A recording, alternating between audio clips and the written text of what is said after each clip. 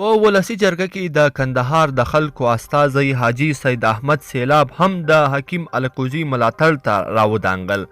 حکیم الکوزی څنګه ابتکار کړی دی؟ سید احمد سیلاب په اړه څه ویلي دي؟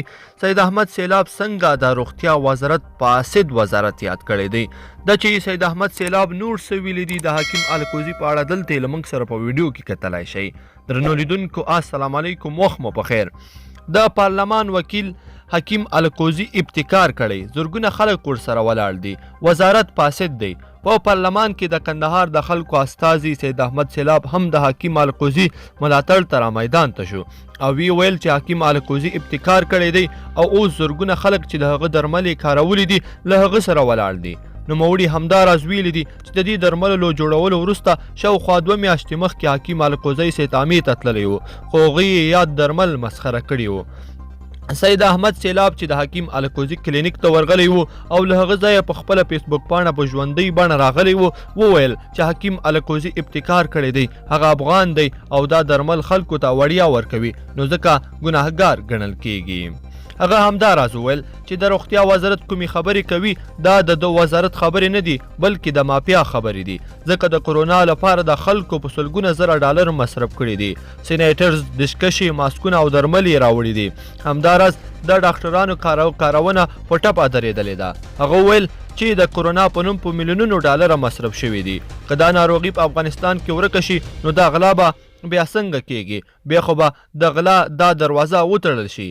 هغه همداراز وویل چې روغتیا وزارت وایي چې حکیم الکوزی د یوناني طب سند نه لري، نو حکیم الکوزی په خپله هم دا دعوا نه کوي چې هغه سند لري، خو هغه وایي چې ابتکار یې کړی دی او ابتکار یې ګټه ورکړې ده. سید احمد سیلاب روغتیا وزارت ته وویل چې که حکیم الکوزی څه شی نه لري تاسې یې ورته برابر کړئ، دا ټول اصول ورته برابر کړئ او ګټه ترې پورته کړئ.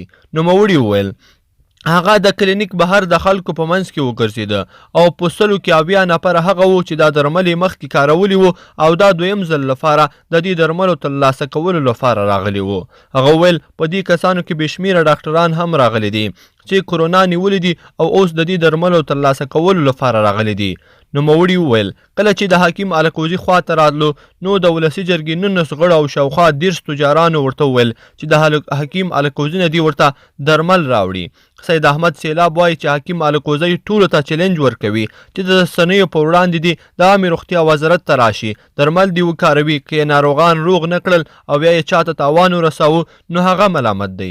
نوموړی وایي که تاسې ته د انسان ژوند ارزښت لري نو ولې په بازارونو کې د تاریخ تیره درملو مخه نه نیسئ؟ د بې کیفیته درملو مخنیوی ولې نه کوئ؟ هغه ویل چې تیره ورځ هم ترې یو شمېره ډاکټرانو غوښتنه کړې وه چې کورنۍ یې کرونا نیولې ده او د حکیم الکوزي څخه دې ورته درمل راواخلي.